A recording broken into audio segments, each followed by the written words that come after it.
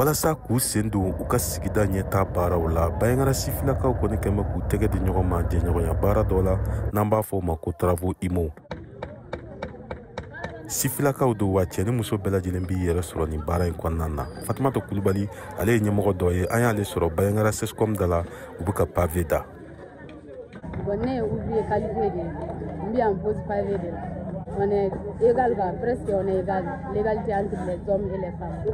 On est donc le pavé da là, donc on a changé, donc on a une parole, on a posé non. Abukalo fila bɔ ɲɔgɔn bɔ baɲumankɛ tɔnw kɔni kɛmɛ ka Bayangara sifilakaw kɔni fara ɲɔgɔn kan jɛɲɔgɔnya baara in na wa u bololankolonw o tɛ bɔ a la. Fatumata Kasugu ye maa kuma dogolen a ka fɔla baara in bɛ kɛ sababu ye ale bɛ se ka dɔɔni sɔrɔ ka don nasɔngɔ na. An b'a dɔn nasɔngɔ dilan anw cɛ tɛ baara la an b'a dɔn nasɔngɔ bɛ ka i n'a fɔ ne dɔgɔnin fɛnɛ bɛ yen ne ba fɛnɛ bɛ yen an bɛ se ka tɛmɛ cogo min na. Kama sɔrɔ lakanabaliya bɛ Bayangara marabolo kɔnɔna na wa kɛmɛ sababu ye maa caman kɛmɛ k'u sigiyɔrɔ bila ka n'u sigi Bayangara dugu kɔnɔ. Laɲini kun de Bayangara sifilakaw ale maa kuma dogolenw ka se ka don ɲɔgɔn na baw u ka fɔla a bɛ se ka kɛ sababu ye bɛn ni kelenya bɛ se ka nati.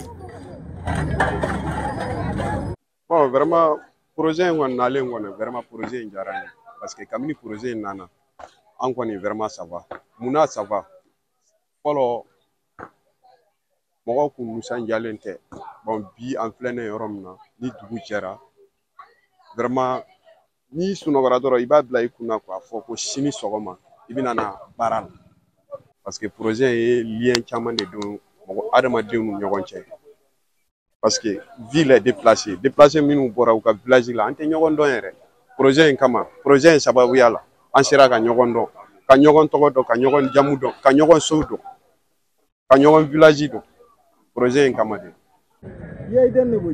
Baara in kɔni sinsinen bɛ fɛn min kan o de ye ka jiboli siraw ka olu bɔ ka u saniya walasa ji bɛ se ka boli cogo min na n'an b'a fɔ o ma ko curage de caniveau ale ni ka pavéw da yɔrɔ la yɔrɔ minnu ye yɔrɔ lakodɔnnenw ye walasa Bayangara dugu kɔnɔna bɛ se ka cɛɲa cogo min na.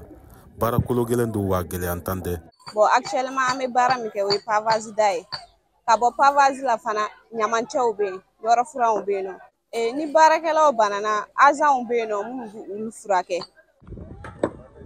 A ka ca sifilaka maa 200 bɔ ɲɔgɔnko ye minnu bɛ ka nin baara in kɛ wa musolakaw minnu kɔni ye maa kuma dogolen ye olu de ka ca u la. Baara kɔni mana ban donbolo na kɛ u ye mun bɛ se ka kɛ sababu ye u ka baara wɛrɛw kɛ don nataw la. Tijani Wederawogo, VOA Bambara tɔgɔ la ka bɔ Bajangara.